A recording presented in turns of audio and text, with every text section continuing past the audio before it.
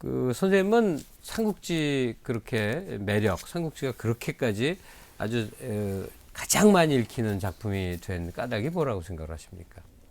흔히들 이제 삼국지 하게 되면은 뭐 나관중이 있었다 뭐 이런 식으로 생각을 하는데 절대 그게 아니고 삼국지는 1000년이 넘는 세월 동안에 그 재미있는 요소들이 계속 첨가되고 빠지고 더해지고 또 그 재미없는 부분들은 또 삼각되고 하면서 만들어진 문학 작품입니다.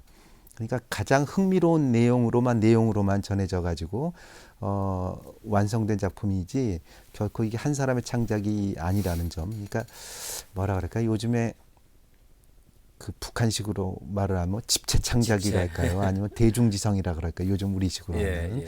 그런 식으로 흥미 있는 쪽으로 구성된 것이 첫 번째이고 또 그 다음으로는 결국에는 이게 인간의 진리, 인간사의 진리를 담아서 그런 것이 아닌가라고 생각을 합니다.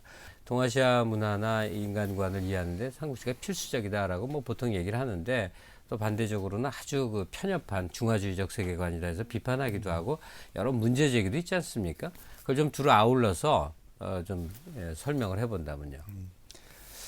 인간사의 아주 저 추악한 면 그리고 배신이라든가 그리고 또 너무나 그런 걸 강조했다. 그리고 또 그 중화주의적인 그런 맥락에서 도무지 한 걸음도 못 나갔다. 그런 얘기들을 충분히 공감하기도 합니다. 네. 그렇지만 삼국지에 그런 요소가 있다고 해서 그걸 포기할 수는 없습니다. 거기에는 그걸 상쇄하고 또 넘어설 만큼의 아까 앞서 말씀드렸던 인간사의 진리와 그 유장한 정말 저 동아시아 문화의 많은 부분들이 담겨 있는데 그 작은 그 독소적인 조항 몇 개, 내용 몇 개로 전체를 포기한다는 것은 오히려 우리의 문화를 살찌우는 데도 문제가 있고 우리가 세계를 보는 시야에도 굉장히 문제가 된다는 그런 생각을 종종 합니다. 예.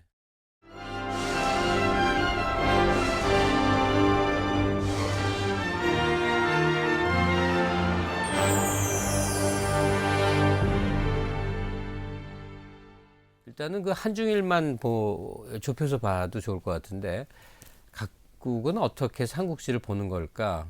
뭐 아주 빠른 방법으로 나라별로 삼국지의 등장인물 중에 좋아하는 존재가 누굴까? 이거 생각해 보면 어떨까 싶습니다. 왜냐하면 그 우리는 그 유비를 굉장히 이제 높게 평가하지 않습니까? 신의를 지켰고 뭐 사람을 따르게 한 덕장이고 뭐 이런 등등 때문에. 근데 이제 다른 시각들도 참 많이 있어서 말이죠. 각 나라별로 어떻게 검토할 수 있습니까? 우리의 경우를 먼저 말씀드리자면 우리 같은 경우는 워낙 좀 정통론 또 뭐라 그럴까 좀 주작적인 또 소설을 보면서도 우리는 굉장히 또 그런 면이 강합니다. 그래서 너무나 저 총나라 정통론이고 무조건 이쪽은 선이고 저쪽은 악이고 하는 그런 식의 대립이 굉장히 네. 강하다는 점을 먼저 말씀을 드릴 수가 있고 그래서 우리에게는 언제나 제일 인기 있었던 사람은 전반적으로 관우가 되겠고요. 근데 그것도 좀 그거랑 비슷합니다. 삼국지가 가장 보편적으로 인기 있었다는 것처럼 가장 인기 있었던 사람은 관우입니다. 사실 네. 보편적으로. 예. 근데 일본 같은 경우에는 또 조자룡이 또 인기가 있습니다. 그 인기가 있었던 거는 조자룡은 대를 위해서 충성을 합니다. 아버지 유비 또 그 아들 유선까지도 충성을 하고 그리고 그 글을 아는 사무라이죠.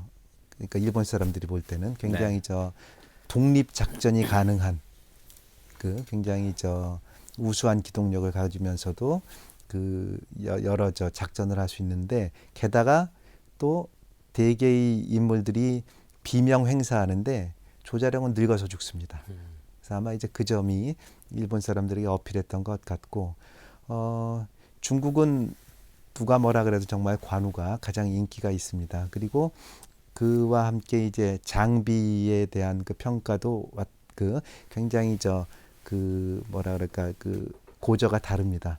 무슨 말씀이냐면 장비에 대한 평가가 굉장히 높은 이유 중에 하나는 우리는 장비하게 되면 대단히 좀 무식하고 힘만 세고 술 먹고 행패나 부리는 걸로 아는데 여러 미술사 제 전공의 미술사 책들을 보게 되면은 장비가 시도 잘 지었고 또 그림을 잘 그렸다고 나옵니다. 특히 미인도를 잘 그렸다고 합니다. 그러니까 우리가 아는 것처럼 장비가 뭐 도살업자, 뭐 백정이었다, 개백정이었다, 그거는 나중에 첨가된 얘기 같고,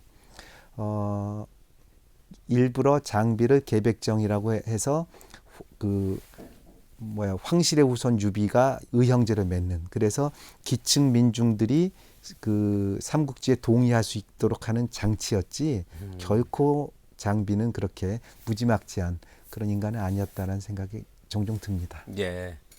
먼저 그 한 사람 한 사람 접어 들어갈 때 유비부터 얘기를 하면요. 유비가 그 아주 유약한 사람 아닙니까? 이 작품 속에 그려진 게. 그리고 뭐 하나 잘하는 게 없어요. 그런데 항상 그는 지도자입니다. 항상 그는 황제까지 오르는 좀 묘한 인물인데, 돗자리 장사했다 하는 게 이제 계속 반복되지 않습니까? 그러니까 예, 그리고 이제 신분도 황숙이다, 황제 이제 아저씨다 이렇게 돼 있으니까 아마도 그 서민 정서를 반영한 그런 인물이 아니었겠나, 뭔가 그 말씀이셨던 것 같은데요. 근데 이제 유비가 그 황제의 그 피를 가졌다라고는 사실 증명된 게 아무것도 없습니다. 그냥 성만 그 유방의 그 유씨, 묘금도 유씨라고 하는 그 유씨를 가졌다는 것뿐이지. 지금 전주 이씨성을 가진 사람이나 이씨 왕조랑 연관이 있다 얘기하는 거랑 별 다를 게 없는 예, 정도죠. 그렇습니다. 예. 그 아주 정체불명이죠, 사실은. 네. 그리고 또 하나는 유비가 유비가 쓰는 무기가 쌍고검이라는 건데, 쌍고검이라는 데가 다른 데서 절대 나오지가 않습니다. 분명한 건 이제 쌍칼을 썼다는 얘기인데, 근데 중국의 어떤 책을 봐도 그렇고 무기사를 봐도 그런 것이, 그런 쌍칼을 쓰는 건 여인들입니다. 네. 근데 사실은 유비는 이제 총대장이자 그 우두머리이기 때문에 전투는 안 하고 뒤에 있게 되는 거죠. 근데 그때가 이제 한둘 장면에서 삼국지 앞 장면에서 전투에 나갈 때는 이제 여성의 무기는 쌍고검에 갖고 나가다가 뒤에는 여성의 무기인 눈물로서 네. 그 급할 때마다 이렇게 눈물로서 잘 나오게 울어요. 됩니다. 예. 유비가. 예. 그래서 우리 속담에 유비냐, 너 울기도 잘한다, 뭐 그런 얘기도 있습니다. 예. 근데 아마 그것은 중국 사람들이 갖고 있는 그 지도자상 때문에 그러지 않을까 생각을 합니다. 사실 삼형제 중에 영웅은 관우면 되는 것이고, 네. 그 장비는 사실 일종의 트릭스타 비슷한 어떤 피에로적인 성격을 갖고 있는 거죠. 유비마저 너무나 세버리면은 시선이 분산되니까. 그리고 중요한 거는 언제나 중국에서는 언제나 능력보다는 그 사람의 어떤 관대함, 네. 그리고 어떤 포용성이다. 덕성을 크게 예. 본 거죠. 그래서 아마 그래서 유비를 일부러 그렇게 만든 것이 아닐까 이렇게 생각합니다. 예. 하여간 불가사의합니다. 왜 유비가 항상 리더로 있어야만 되는 것인지. 그리고 지금 말씀 속에 이제 관우 얘기가 벌써 여러 번 언급되지 않았습니까? 네. 그러니까 그 분명히 이제 그 지위로 보면 유비 또 조조 손권의 이제 부차적인 그런 인물임에도 불구하고 사당 같은 거 보면 저도 이제 구경을 간 적이 있습니다. 우리나라 동묘도 관우사당이라고 들었어요. 예, 서울의 그 동대문 쪽에 있는. 그러니까 관우라는 사람이 그렇게 아주 그 사람들에게 호소력을 갖고 있다는 얘기인데 말이에요. 척토마타고 수염 이렇게 해서 수염 주머니 넣어 갖고 다니고 말이에요. 그 관우가 그렇게 비중 있는 존재가 되는, 특히 민간 신앙으로까지 되는 까닭은 뭘까요?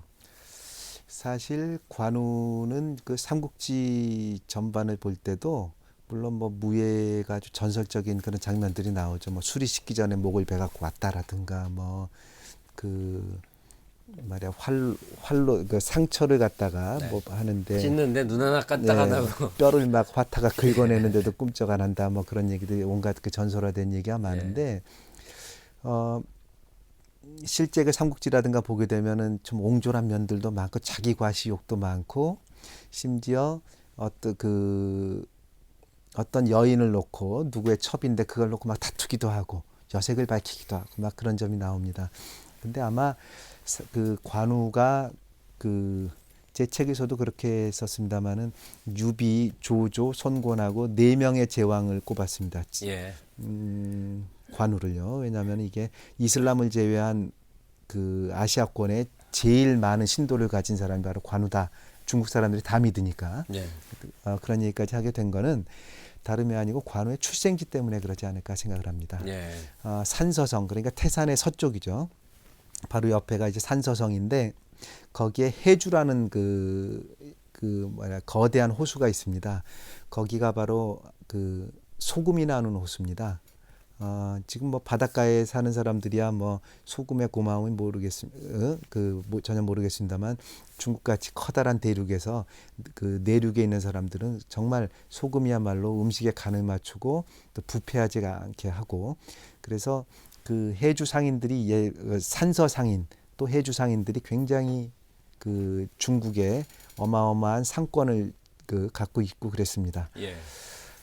나관중도 해주 사람입니다. 산서 사람이고요. 예. 그리고 장개석도 그 산서 상인의 후예입니다.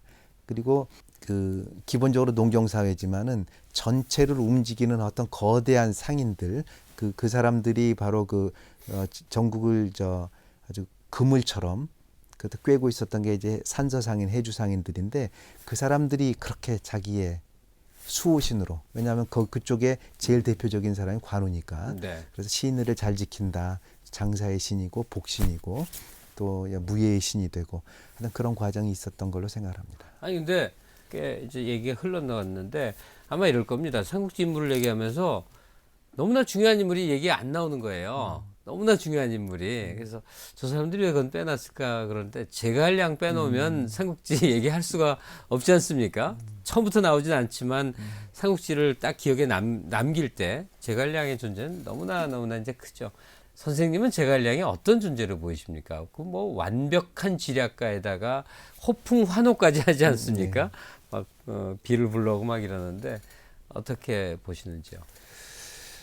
그런 생각을 해봅니다. 아마 제갈량이나 그 공손승은 그 시대에 볼 때의 과학자의 모습. 그러겠죠. 기상학에 정통했다는 얘기죠. 예. 예. 그리고 이제 전략을 짜는 것이 그 가령 이제 지세를 보고 아마 그런 걸로 보면은 그런 전략을 할 수 있는 것이 바로 이제 그 인문학을 넘어선 인문학과 자연과학과 이제 교차되는 그런 아주 그 학자라야 가능한 것이 아닌가 그런 생각을 합니다.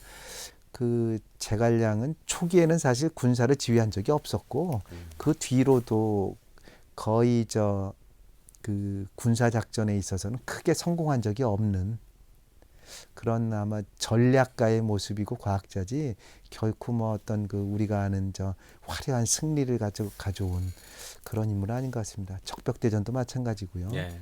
그 하여튼 여러 가지 면에서 그 소설적 윤색이 더한 그런 인물이라고 그렇게 생각합니다. 근데 지금 선생님이 냉정하게 지금 그 제갈량의 공과를 설명하는데 보니까 실제로 전투에서 그렇게 모든 걸 다 승리로 이끌어간 그런 굉장한 영웅은 아니었구나 이런 생각이 새삼 드는군요. 예, 그렇습니다. 예. 자, 우리 총나라에서만 지금 머물고 있거든요. 총나라도 나중에 생긴 거고 그 전에 이제 촉을 세우기 전에 단계도 상당히 긴 거고 말이죠. 이제 그 총나라와 이제 겨루는 나라들 그 중에서 지금 아무래도 위나라가 이제 큰 조조라는 인물의 존재감이 워낙 크고 또 아까 선생님이 이제 조조라는 인물의 여러 가지 특히 긍정적으로 조망할 만한 점을 이제 얘기를 하셨는데요. 시인으로서의 조조, 네. 감성이 풍부한 조조. 작품 안에 끝없이 간웅 그래갖고 악인으로만 계속 얘기하면서 악인인데 행동을 보면 대단한 행동이 이루어지는 기묘한 불일치 같은 거를 느끼게 됩니다. 선생님이 정리하는 조조 얘기를 좀 듣고 싶어요. 사실은 조조야말로 아까 말씀드렸다시피 대단한 책략가이자 전략가이자 그 인물 중의 인물입니다. 근데 그 조조는 사실 열등감 덩어리가 될 수밖에 없었습니다. 원래 이제 인물도 작았고 그래서 그 언제나 말 위에 있는 걸 좋아했다 뭐 그런 농담도 있습니다. 왜냐하면은 말 타면 비슷한데 내려오면 네. 워낙 조그마니까. 조조가 키가 작았군요. 예, 작고 인물이 굉장히 없었습니다. 그리고 원래 성은 하후씨입니다. 사실은 삼국지에도 보면 이제 하후돈, 하후연 등이 나오는데 조조가 굉장히 아낍니다. 왜냐하면 자기의 일족이기 때문에 그런데 결국 조조는 그 조 씨의 양자로 들어갔는데 들어가죠. 네. 그 조 씨가 바로 그 환관들이었습니다. 근데 그 당시에 중요 그 문집들에 보면은 그 조조의 시가 꼭 들어 있습니다. 조조는 정말 저 시인으로서의 감수성도 대단했던 사람입니다. 그래서 적벽대전 전날인가요? 전날입니다. 그 배 위에 올라가서 그 시를 하나 짓는 모습이 일본 그림의 우키요에로 나와 있는데 정말 서정적으로 아름답습니다. 뒷모습을 이렇게 클로즈업해서 그렸는데 그런데 그 소설 삼국지에서는 그러다가 누가 그 거기다 토를 그 좀 불길하지 않습니까? 부하 중에 한 명이 딱 토를 다니까 그 그림에서도 나옵니다만 창을 들고 있거든요. 그 창을 집어 던져가지고 죽여버립니다. 그러니까 결국 그 시인이자 또 그렇게 또 그 잔인한 모습을 일부러 대비시키려고. 그러니까 참 삼국지 그 대목 뭐 다른 대목에서도 그 극적인 효과가 많습니다만은 그 대목에서는 정말 야 일부러 멋있게 만들어놨다가 갑자기 잔인한 놈으로 완전히 그냥 급전직하 변하게 하는 그런 모습을 보면서 참 조조를 참 낙인으로 만들려고 작정을 하긴 했구나라는 생각이 들긴 합니다. 네. 오나라의 제갈량이라고 할 수 있는데 주유라는 존재와 더불어서 손권이 이렇게 좀 이렇게 같이 설명이 되면 좋겠어요.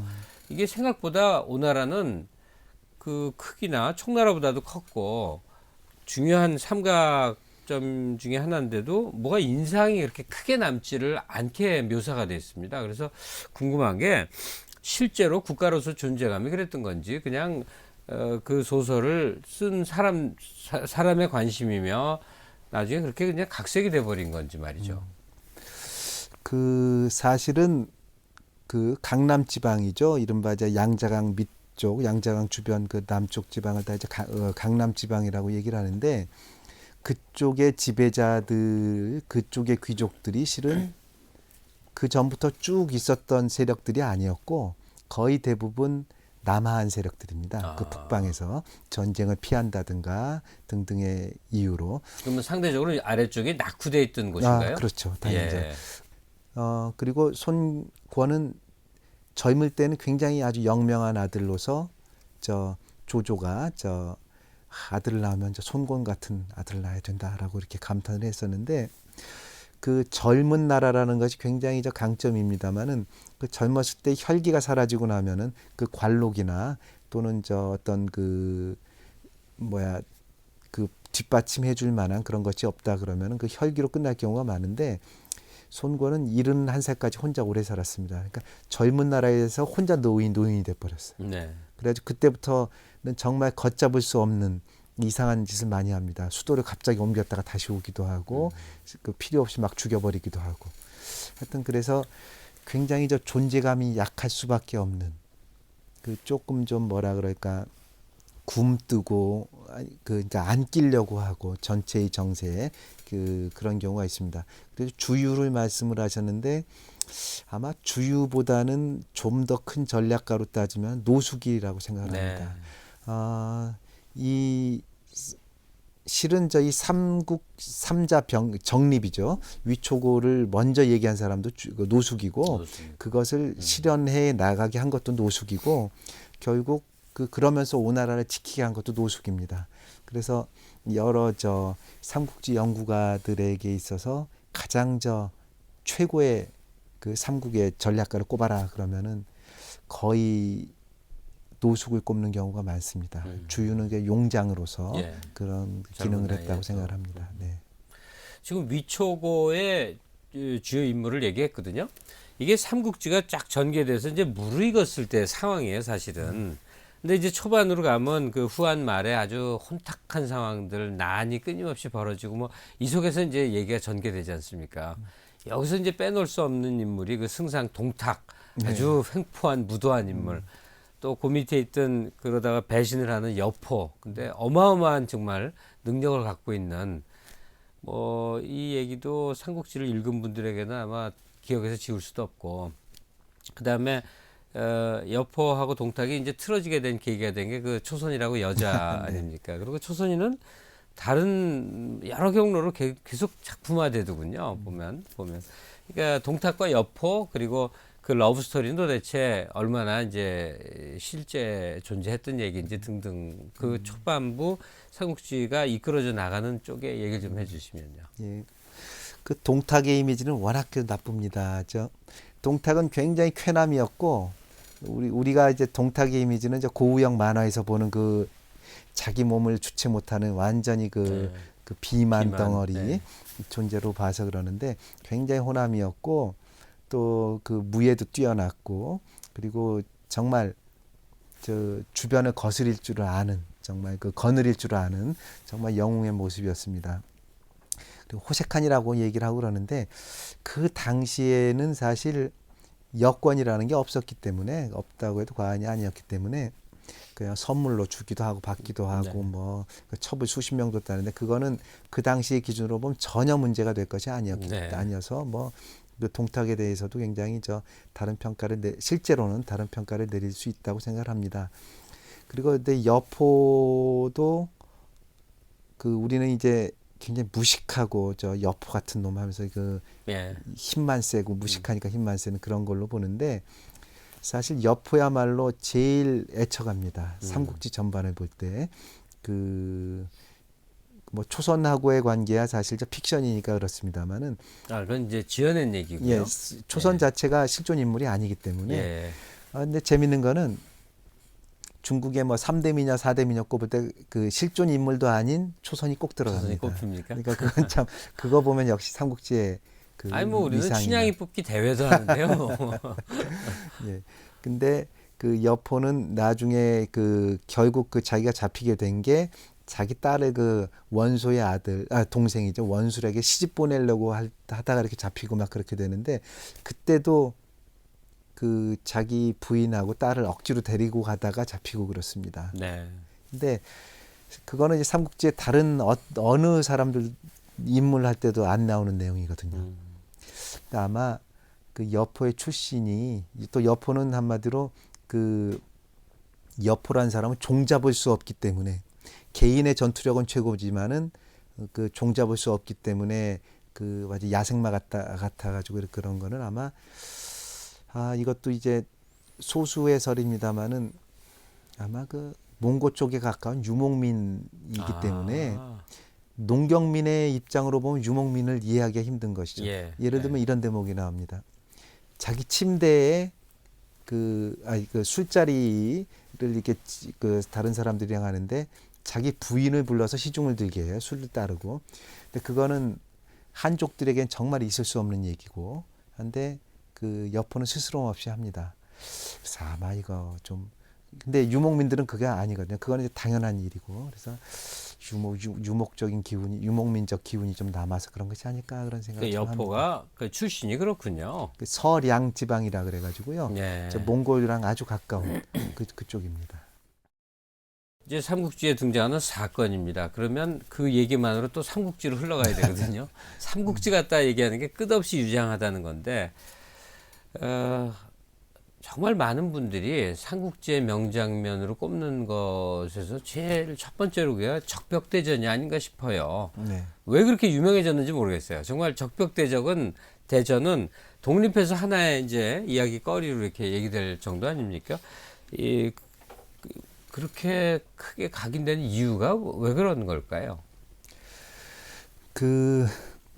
사실 삼국지가 인기 있게 된 조건 중에 하나는 그 요소가 너무 많으면은 정신이 없어집니다. 그러니까 춘추전국 시대 얘기가 그렇고, 네. 그다가 초나라 한나라 얘기는 너무 양강의 구도로만 가가지고 항우와 유방 얘기로만 네. 나가는데 이거는 그 위초고 삼국이 어느 나름대로 약점과 강점을 다 갖고 있으면서 그 중에 또 인간의 문제까지 다 그 섞어 있기 때문에 그렇다고 4명도 아닌 딱 3명이 아주 적절하게 이렇게 조화가 된 건데 아마 그 점이 아마 가장 좀 드라마틱하게 표현된 삼국지 전체 중에서도 이 삼국지 그러니까 그 삼국지는 제목 그대로 삼국이 그 얽히고 설키고 한 얘기인데 그 중에서도 그걸 가장 또 뭐랄까 적절하게 표현하는 부분이 아닐까 네. 그래서 생각을 합니다. 그리고 또 언제나 또 불가능을 이겨내는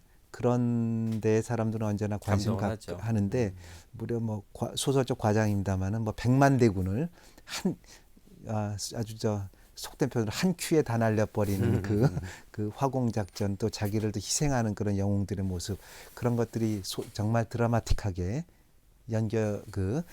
섞여 있어서 그렇게 되지 않을까 생각합니다. 선생님의 주 분야인 그 그림으로도 이 적벽대전 많이 묘사되지 않겠습니까?